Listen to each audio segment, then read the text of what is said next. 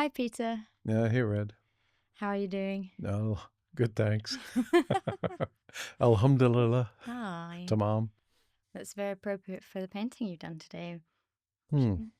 Maybe, yes. Would you like to tell us the date?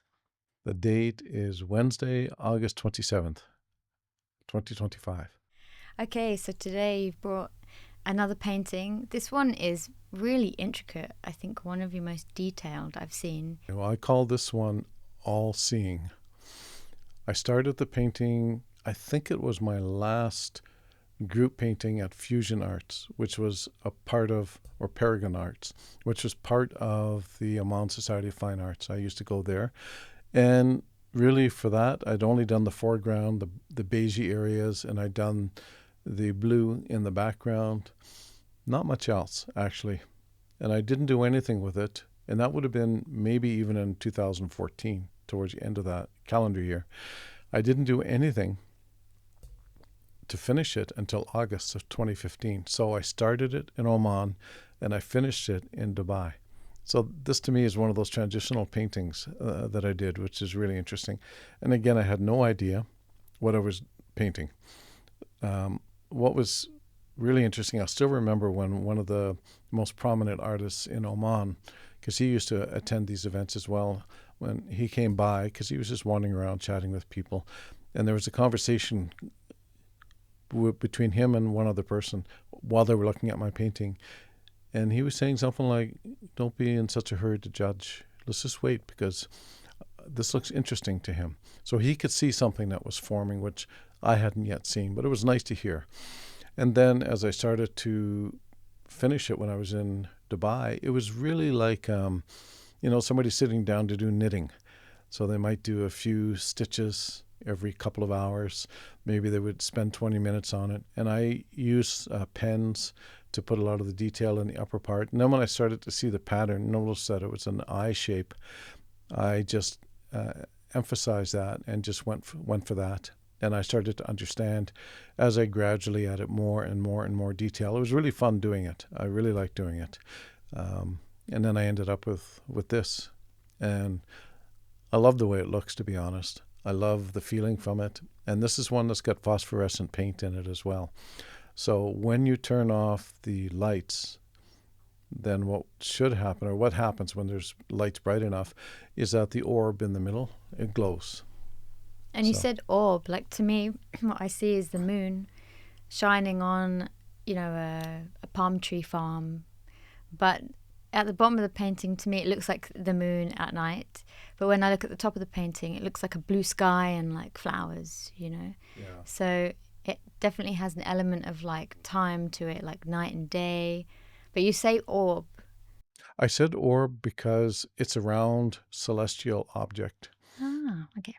Moon was in my mind for part of it, but it wasn't always in my mind when I was doing it. So it switched a little bit to me from maybe this is a view of another celestial body from a different planet, not even Earth.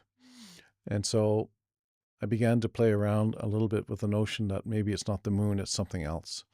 Like, I don't know how to feel about it, which I love because that's what art's meant to do, right? It's meant to give you something to think about or wonder about, which is why I was talking to someone the other week about going into galleries.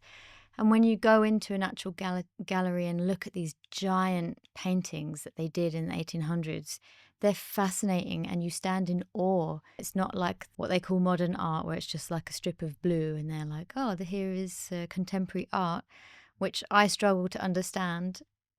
I appreciate it in terms of design. This is the whole reason why I'm also speaking to you, because I'm on a discovery of like, what do I call art? To me, it was like a perfectly formed picture that's symbolic, or, some Renaissance thing. And your art is so freeing and so spontaneous in a way, but it's definitely something, but I don't know what it is, which is why I'm so excited about reviewing your paintings this way. So also, I'd love if the audience can comment below what they think when they look at this picture. I would love to hear people's ideas or even how they feel about it. Me too, and thank you. And actually, when I do exhibitions, which is most of the time I say no, or I just don't respond. If the exhibition is convenient for me, then I will bring some paintings, and the ones that I feel I want to have some interaction with the people that are attending. And the ones that feel right to me are ones where it's not like a giant souk, everybody's scrambling and having a look, or it's just a wave of people that goes by as they go on to the next brightly colored object. I prefer more contemplative style of exhibitions where people spend a little bit of time engaging energetically with the image itself, and then to talk with them and get an idea for them what the painting might mean for them, how they feel about it. And this to me is really interesting because it goes back to the notion again for me of portals, and this one's pretty direct and pretty obvious in terms of portal, and also in terms of the kind of energy that we can connect to. And it can be very divine, very cosmic, and it can be the entire universe that we can connect to. And it can funnel its way or find its way directly from the entire universe to us. And it's very humbling in a way, but also very inspiring to know that we're part of this bigger, well, we're a piece of the universe. And not necessarily with this particular painting, but all of them, as I've gone through the process of producing all the paintings that I have, it's become for me more and more evident just what we are as human beings, that we are really just light. We're divine beings who attract, transform, amplify, and then re-radiate energy in the form of, well, hopefully love, but it's not always the case. And so we're walking around like these glowing objects in one way or another. And of course, there's people that can see auras and energetic fields that can see this, but not everybody has them. But I feel the goal of everybody when they come to the planet, when they incarnate, is to become that orb, to be to do the alchemy on ourselves and then express that, to transform whatever energies that we're experiencing or we have to that higher, more brilliant energy, to express it.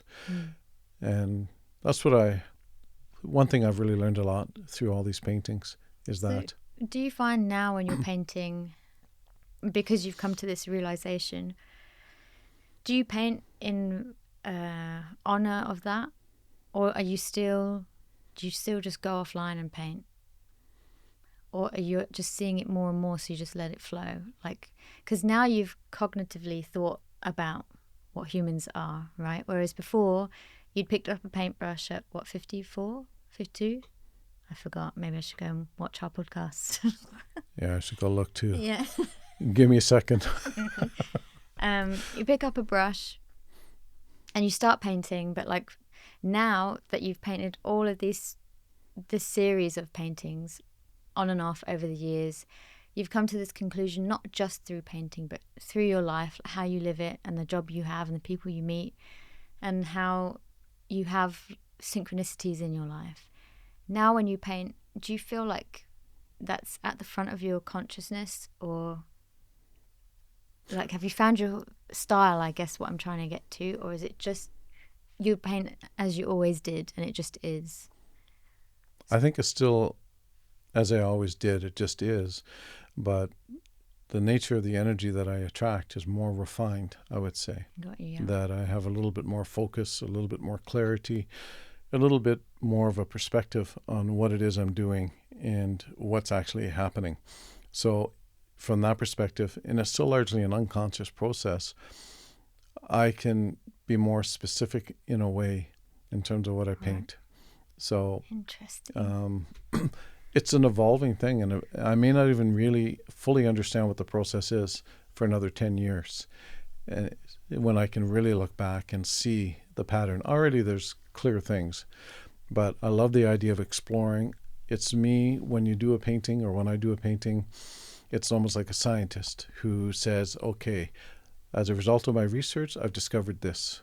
Got you. But the scientist doesn't say, now I have all the answers. Yeah. Now I have more interesting questions to explore. It's an endless quest. And that's the same for me about painting. It's an endless quest. It's the way I connect and explore the unknown. And very vibrant, very alive, unknown, the unseen. This is what I use painting for. And over time, I'm able to draw more and more and more of that in to my paintings, and I align more with that. And as a result of painting as well, it's a process that's enabled me to go from chaotically having these kind of serendipities and mystical experiences to it being more me within the flow of these experiences. So they happen more regularly, they're more profound, they're much more, let's say, complex. It's not like one sentence where you have two incidents that link together. It's a whole paragraph, a whole chapter now of multiple things happening in different ways. This is what has been the best thing for me about painting. It's enabled me not just to document, but to actually follow a process where I physically take action to express. And I try and do it in a way that's unlimited, where I don't try and constrain myself. That's why I don't choose to paint a tree. When I start, the tree just kind of starts to show, and I said, okay, obviously I'm going to be doing a tree of some sort, and I follow that. But I don't do it on purpose. I don't have that kind of intention. My intention is to be really that expression and channel of whatever information I've drawn to me, and just to express it. I still love that it's always nature. It's always a tree, the sky, the moon, the stars. So yeah, this is the first celestial painting you've brought in. Maybe. So far. And you said it was going to be, you said that the next one you'd bring in was to do with the universe. So like now we're kind of looking up at the sky, you know, we've had a lot of fields and trees, and now we're like on the ground looking up. Oh, that's interesting. It's kind of cool. So when you're talking about that, this kind of information is not lost. It's always there, always accessible. And in many cases, like with respect to what you're saying about this particular painting, I may have a very rudimentary, unconscious awareness of that ratio. And this is what I'm tapping into to some extent when I'm expressing this on canvas. That's the wondrous thing about painting and many other things that people do creatively, is that you're actually somehow understanding the mathematics without knowing what the formula is, and you're expressing it. Just like fractals. Fractals, you know, the pattern repeats as you go down and more fine or the other direction, but it's not exact. There's a little bit of a skewedness to it, you know, slightly different off-centeredness to it. And I think this is partly what you're talking about as well. There's an organic element to nature or to these formulas or sequences, and this is where nature's really interesting. But back to your comment about this is the first celestial one that I've shown, and it could be, and it's very interesting for me because I have to now go back and look when I go home to see how the emphasis might have shifted from nature to the cosmos, because it clearly has. And also from like under the sea. Yes. Because we've had rivers, we've had like the peacock, you know, the what's in his hair, as I call it. Yeah. I feel that the planet and the cosmic energies first come together, and you can experience that when you're in nature, especially in a place like Canada. It's very buffered, very comfortable, very calming. But when you come to a place like Oman, where you don't have that much greenery around, then it's more in your face, really overpowering, overwhelming a little bit. But if you can get through that fire, so to speak, then the cosmos opens up to you. And maybe this is what was going on. The trigger to actually start painting, and I explored what I was familiar with. And then, because I'm experimenting to a large extent, I start to move outside more and more and more, and I leave nature as we think of it, either from under the sea or trees and things like this, and I start to go out into the stars. That's really interesting. Never thought about that. How did you do the trees? Like, it looks like old paint, like squished, or like new paint on top. It's amazing. Like I love that effect. It's very unique. Yeah, thank you. It was, again, I probably should have had a camera to figure out to record what I was doing. But this one was in a way, fairly meticulous, and again, like knitting. It was a repetitive pattern, but never one the same as the other. For that, I'm almost sure that I had either a very stiff, flat brush, or I was using a palette knife, or even one of the rubber spatula type instruments just to apply the material on it. I recall squeezing liquid out as well. There was a white, what was that? I think it was even correction fluid, white correction fluid that I was using, like when you're typing. I was using that on it just to see what would happen. And then once I got the general forms, I wanted to outline them. So I used pens. Ink pens, and I just and it took a long time, but I didn't think of it as taking a long time. Again, it was a very relaxed, unhurried process. There was a lot of times I would be sitting there and I might have the TV on and I'd just be calmly, casually doing it. So it was very enjoyable, very relaxing. I didn't feel pressed. Like it comes out incredible. It looks so textured, but there's still something soft about it, you know. Yeah, thank you. Lovely. Yeah, I remember I was very conscious and enjoying the detail part. Like on the trunk, you can see very, very high detail and texture. Yes. And that was all on purpose by design. I wanted the blue light to be there so you got the sense of moonlight or orb light on it, and to make it a little bit exotic, a little bit mystical. And then when the light goes out and the moon, let's say, call it for now, starts to glow, that's also nice. So I love the idea of not only viewing the painting from different angles because of the texture shows it a little bit differently, but different amount of light on it or no light at all. And when it starts to radiate the light, it's a very different kind of painting. I like that. Yeah, and it's interesting how it turned into an eye as well. Yeah. But I remember I was well into the painting before I realized this kind of looks like an eye, or I can make an eye out of this.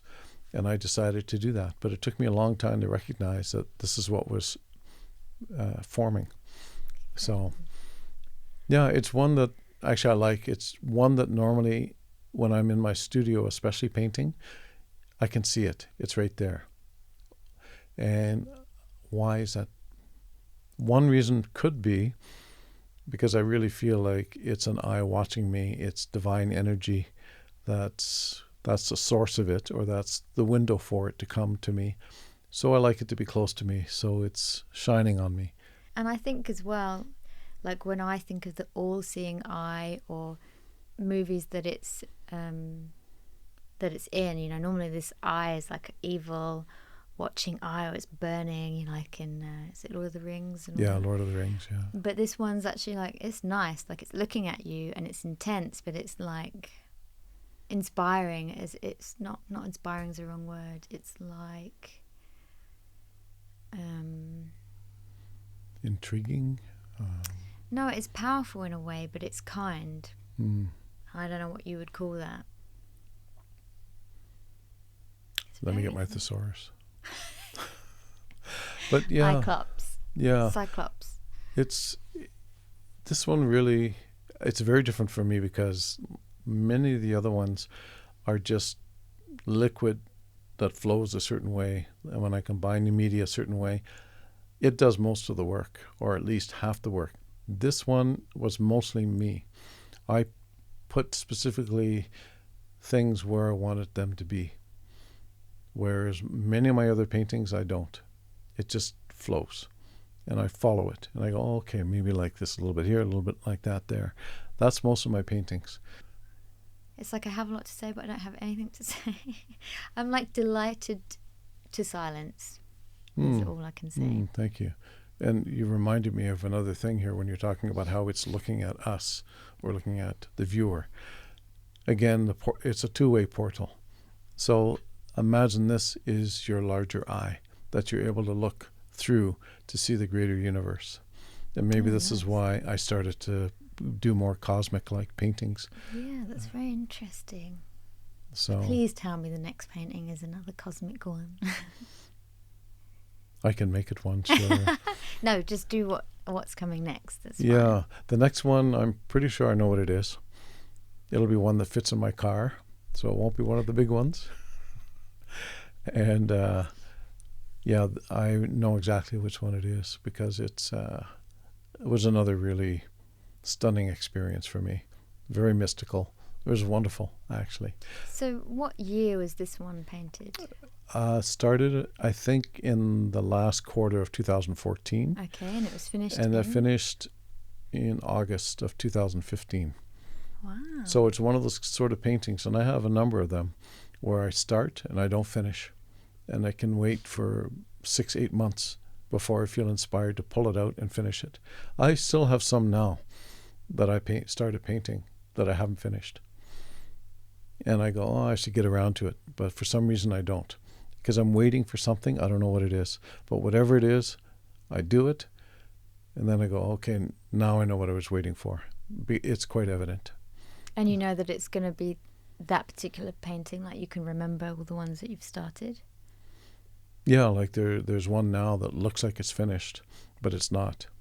I actually have the next medium that I want to use on it, and it's just waiting for me to feel inspired to do it.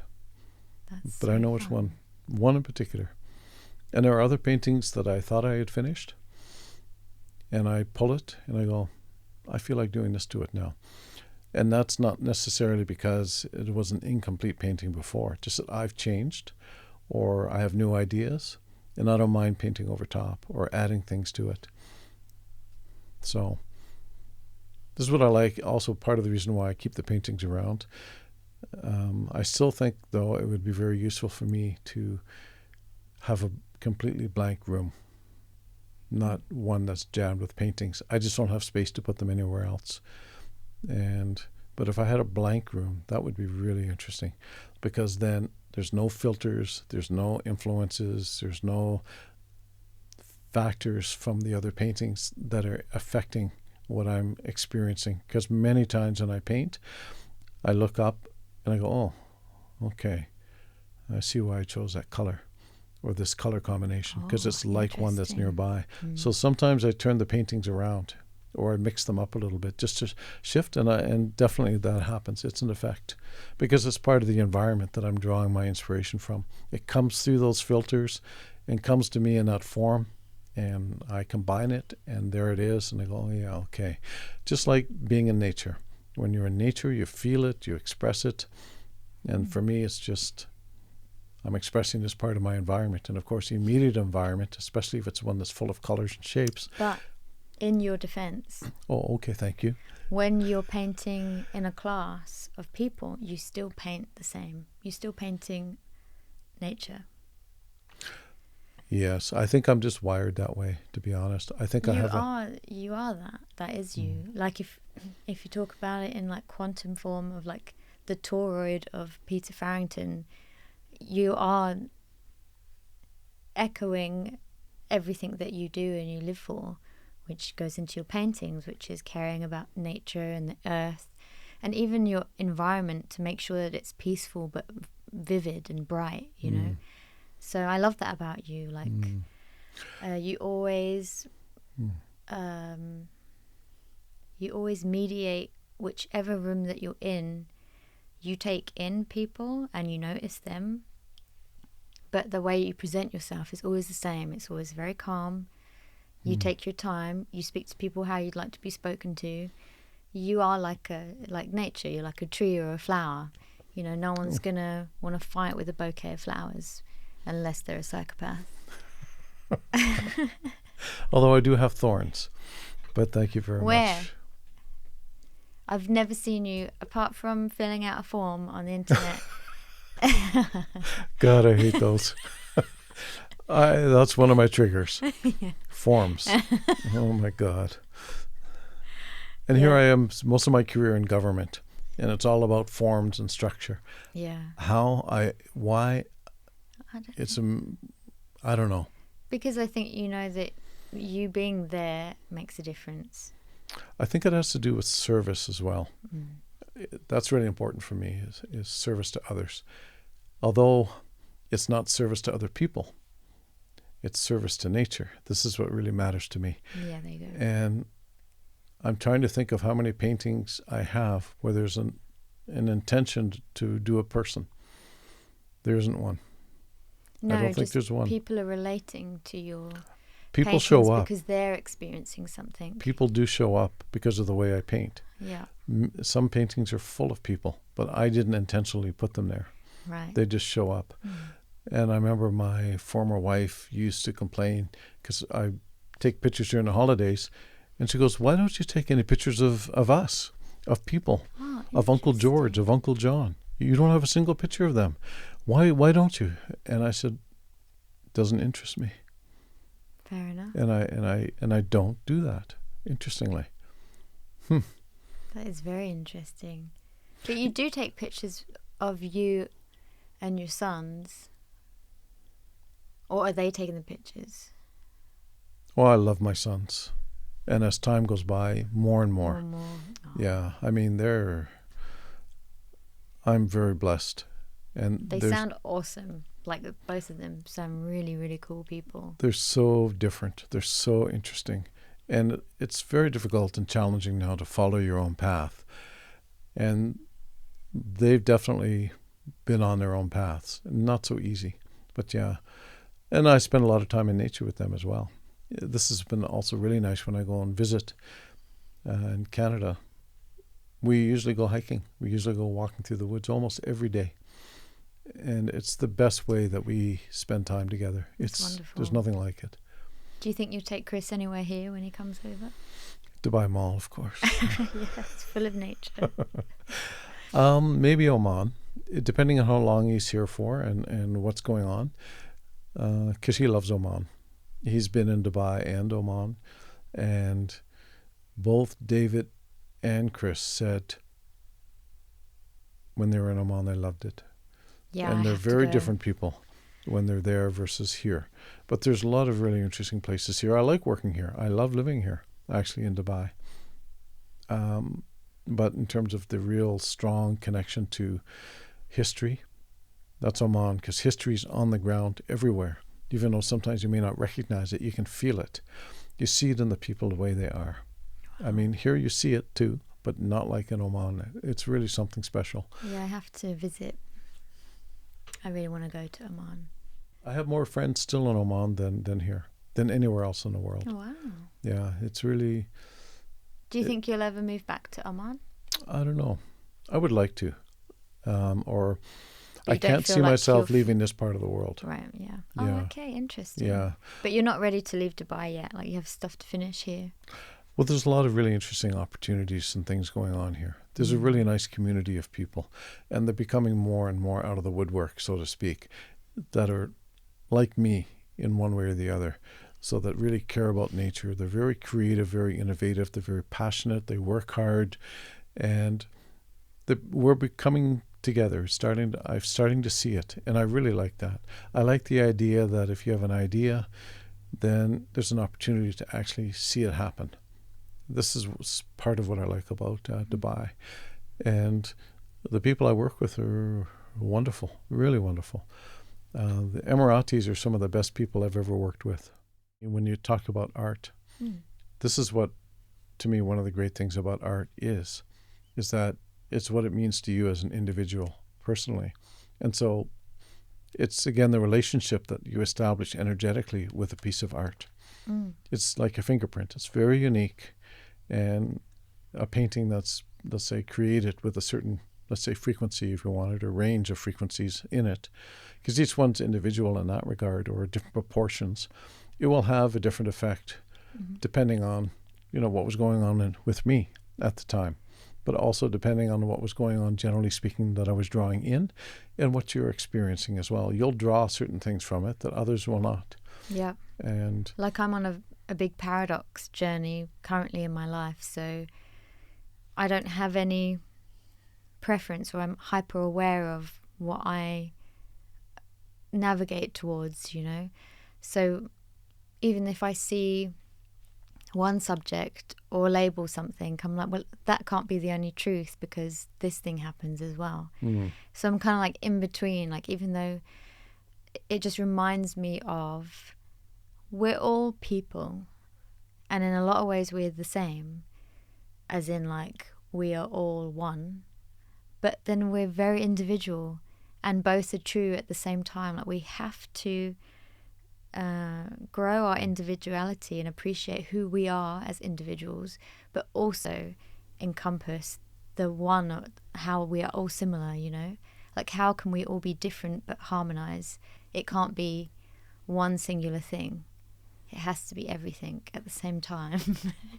Individually. Does that make any sense? No, I understand what you're saying. It's a little bit about dualism here and contrast, black and white, love and hate. You can't understand one without the other. So to a large extent, using our senses, that's the only way we're able to actually figure out right versus wrong. A lot of people don't like gray. They can't handle it. It needs to be one or the other. But I feel that once that kind of requirement or need for contrast starts to dissolve, then you start to move more into a flow. Yeah. And the flow happens without resistance. And you start to actually move more quickly and more powerfully. You go from a little tributary to a stream to a main current. And you don't require an explanation necessarily for why something's happening. You experiencing it and you allow it to flow through you. So you become the flow ultimately. Yes. And this is what I'm noticing within the last, more so within the last, I guess since 2025 started. There's a much more sense of flow that I have. And I'm noticing this with other people as well. This shift, this change. And it's like a step up, generally speaking, for humanity, a convergence, a greater coherence with each other. If you look at everything as a scale or even as a circle, it never ends. So it's like you're always somewhere within the circle, just further to the black or further to the white. Yeah. But it's like you won't stay that one area all your life. You'll go like more black sometimes and more white the other, you know. And I find it with different subjects like your diet or colours you prefer or how you dress or people you hang out with or the career that you have, or how you grow a family or how you don't, how you know, divorce from a family and start a new one. You know, it's always, I believe then it's relativity, then it's the time of place, your state of consciousness and what you're choosing at that time. Then right and wrong becomes irrelevant. It's just like, where are you flowing to at this point with these navigations? And as you're talking, I was thinking about attachments. Right. The extent to which you get attached to a particular idea or place or color. Micro attachments, large, obvious ones. Each one of those can affect how you are. So the extent to which you're not attaching to anything in particular, the more there is a flow. Right. And I think attachment has something to do with fear. Do you think it's an identity thing or like an ego? Yeah. And if you're letting go, you're actually letting through who you are meant to be by or who letting you go. think you are. Right, yeah. Or who you think you should be. Who you think others feel you are. And that's when external validation has taken over. I won't do something unless somebody says, yes, that's a good idea, or you should do it this way. That's having somebody else kind of guide me based upon their perspectives and their needs and their wants. That's why when I paint, for example, not that too many people have asked me, but I haven't advertised either. I don't want to paint for anybody else. I don't want to do commissions. I don't even know how I would do them, to be honest. I have no interest. It's this kind of notion of, I don't need somebody to tell me that my paintings are nice, although it's really nice when I hear it. And you can say it again if you want. But you're beautiful at painting. Yeah, thank you. That's the reason why it's nice to meet you, because you enjoy painting. It's not like you're doing it for a living. You know, you get offered a lot of money for your paintings and you're like, no thanks, or like, that's cool, thanks a lot, but it's staying in my house. Yeah. You know, whereas if you did sell them, you'd clear some space so you could do paintings in a clear room. I just need a bigger place, that's all. Well, you got next door's villa now. Yeah, maybe. Yeah. Would you ever hire a place and have a gallery? The thoughts in my mind, actually. It would be more again, just so I could organize it myself and just get a sense and have step a back. look. Because when I was in the apartment in Dubai and my friend Roman came to visit, we put the paintings all over the walls. And there was, one abutting the next one. It was just literally floor to ceiling, wall to wall paintings. And you have more now, so. Yeah. Yeah. And it was really cool. It was really fun. But, the other element of it, that's a lot of energy that's just flowing out. And just, it's too intense. Like when my friend Vlad came to visit, he didn't quite almost fall over, but he was like, whoa. And, I too would love to see all of your paintings set out. Yeah, I'd need a big place now for that. But it would be really interesting to see it and to be able to step back and then start to reorganize them and rearrange them like a puzzle in a way. And just to see what the flow is between the paintings or over time. Or maybe I come back to certain ideas, but it's like a spiral. So it's not just returning to the same thing. Like I have many eyes that show up in my paintings. That's true, yeah. I guess you went from the peacock as well, which kind of has the eyes and. Yeah, and the peacock comes around once in a while. There's certain patterns that reappear, and there's certain fractal elements under the sea, things like this. So, for me, it's just really an enjoyable way, whatever energy I'm feeling, just to release it. There's one painting that you have that when I become a millionaire, I will attempt to buy off you. Well, you'd have to be a multimillionaire, but please keep going. Okay, multi-million. The dots one that you have as your screensaver right now. Oh, yeah. Man, I love that painting. Yeah. Or I'll take a really good picture of it and just put it in a canvas. No, sorry. What? Oh, man. That particular painting was... Don't tell me about it. Just bring it one day, please. Okay. Yeah, because now I'm in Dubai. Yeah. I'm in Dubai, so I can start that. And I definitely have to bring some in about the Sophia Code. Interesting. Because that... Is it about feminism? That kind of, in a way. And I had difficulty reading that book because of that. I really struggled reading that book. Why? Because of the strong feminine tone. Yeah. But then I realized, well, I didn't realize, but then it opened me up to thinking, why do I prefer, in quote, a man's way of thinking? Or why do I favor the male mind over this female mind? And at the time, I had a friend that was extremely girly and flowy and like... Was it a man? Hello. No, it was a girl. She was so girly, I found it painful to deal with. Because it was just so feminine and so girly. But I was like, what's my problem? Why can I not? And I made a big effort to integrate with this person because she was a wonderful person. Yeah. Anyway, I understand the we're not reasons. friends anymore. Sorry, yeah. Well, for a while, you were able to tolerate her, so good for you. It was very difficult. Anyway, sorry. So you're going to talk about Sophia Code. Yeah. So one of the paintings I'll bring, maybe two in relation to that, because that was a nice year, basically, where as I was reading that book, I realized that I had done a painting related to the next chapter, maybe the month earlier.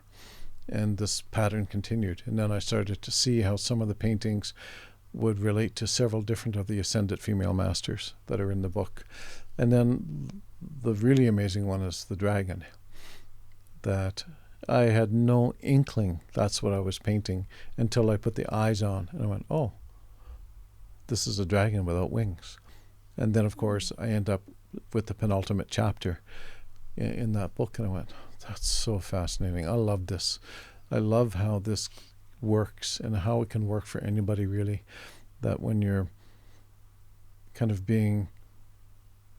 receiving information from multiple sources in a timeless way, and you're able to somehow express it in a coherent and sometimes appealing way. It's amazing. It's the best feeling. It's why I like painting. I look forward to that. Thank you, Peter, for today. And you're welcome, Red. And thank you for all your nice comments and your questions. I really love the way you interview, by the way. It really is a conversation. And you've caused me to think, again, like I said before, in ways I just haven't before. Well, likewise, I come away from each interview thinking about a ton of things. Like I go to sleep at like 4 in the morning, still thinking about what we've talked about. So I really enjoy them, and I really look forward to the next one. Thank you. Me too.